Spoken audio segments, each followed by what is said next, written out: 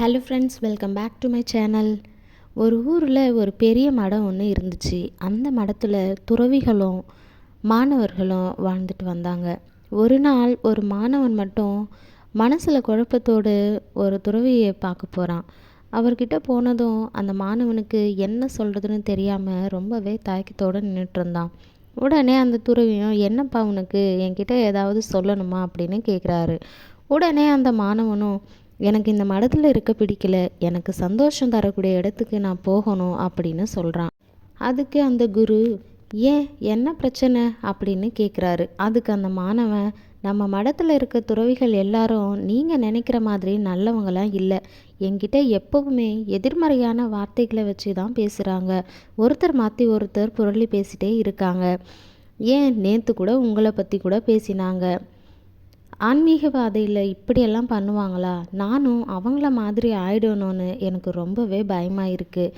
தயவு செய்து இந்த மாதிரி இடத்துல இருந்து என்னைய போக விடுங்க. நான் போய் சேரக்கூடிய இடமாவது எந்த மாதிரியான துறவிகள் இல்லாமல் இருந்தால் நல்லா இருக்கும் அப்படின்னு சொல்கிறான்.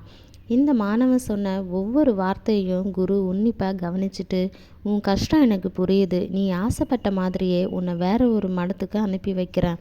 ஆனால் அதுக்கு முன்னாடி எனக்காக ஒரே ஒரு விஷயம் பண்ண முடியுமான்னு கேட்குறாரு. கண்டிப்பாக குரு, உங்களுக்காக நான் என்ன வேணாலும் பண்ணுவேன் அப்படின்னு சொல்கிறான். ஒரு சின்ன கரண்டியில் தண்ணியை எடுத்துட்டு நம்ம மடத்தை அப்படியே சுற்றி வரணும். அப்படி சுற்றி வரும்போது உன் கரண்டியிலிருந்து ஒரு சொட்டு தண்ணீர் கூட சிந்தக்கூடாது. அப்படி ஒரு வேளை நீ சிந்தாமல் வந்துட்டுனா நீ கேட்ட மாதிரி நான் செய்கிறேன் அப்படின்னு சொல்கிறாரு அந்த குரு. குரு சொன்ன அடுத்த நிமிஷமே அந்த மாணவனும் அந்த விஷயத்தை செய்ய ஆரம்பிக்கிறான். அந்த பையனோட மனசில் ரொம்ப சந்தோஷம். இந்த மடத்துலேருந்து எனக்கு விடுதலை கிடைக்க போகுது, நல்லபடியாக நான் இந்த மடத்தை சுற்றி வந்துடுவேன்னு நினச்சிட்ருக்கான். சில மணி நேரங்கள் பொறுத்து அந்த மாணவன் குருவை பார்க்கறதுக்கு ரொம்ப சந்தோஷமாக ஓடி வரான். நான் முடிச்சிட்டேன், நீங்கள் சொன்ன மாதிரியே முடிச்சிட்டேன், இப்போது நீங்கள் சொன்ன வார்த்தையை நிறைவேற்றுவீங்களா? என்னை எந்த ஊரில் இருக்கிற மடத்துக்கு அனுப்ப போகிறீங்க அப்படின்னு கேட்குறான். குரு சிரிச்சிட்டே கேட்குறாரு, சரிப்பா, நான் கொடுத்த வாக்கை நிறைவேற்றுறேன்.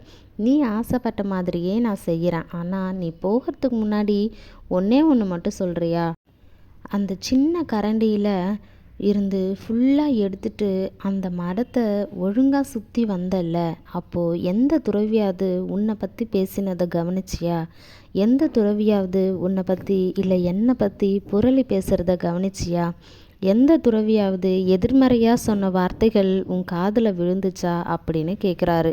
அதுக்கு அந்த மாணவன், இல்லை குருவே, என்னோட கவனம் ஃபுல்லாகவே அந்த கரண்டியில் இருக்க தண்ணீர் சிந்தக்கூடாதுன்றதில் தான் இருந்தது.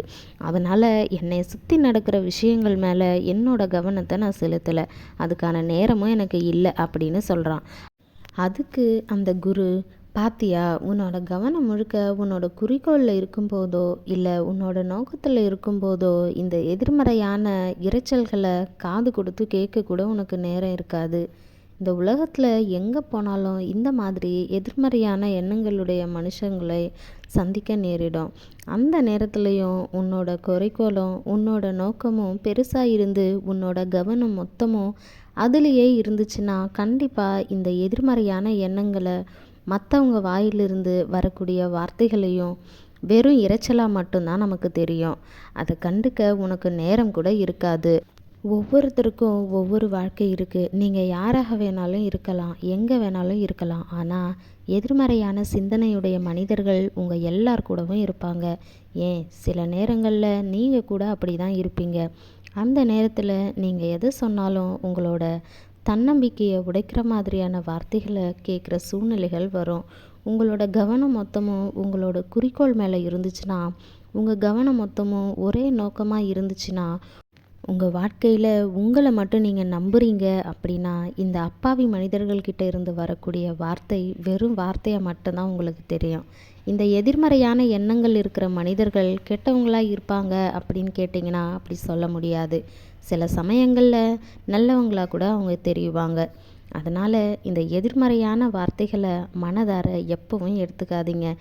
ஸோ கைஸ், இந்த மாதிரியான கண்டென்ட் உங்களுக்கு வேணும் அப்படின்னு நினச்சிங்கன்னா நம்ம சேனலை மறக்காமல் சப்ஸ்கிரைப் பண்ணிக்கோங்க. கூடவே இருக்கக்கூடிய பெல் ஐக்கானையும் கிளிக் பண்ணிக்கோங்க. அப்போ தான் நான் போடக்கூடிய இன்ட்ரெஸ்டிங்கான வீடியோஸோட நோட்டிஃபிகேஷன் உங்களுக்கு வரும். தேங்க்யூ ஃபார் வாட்சிங்.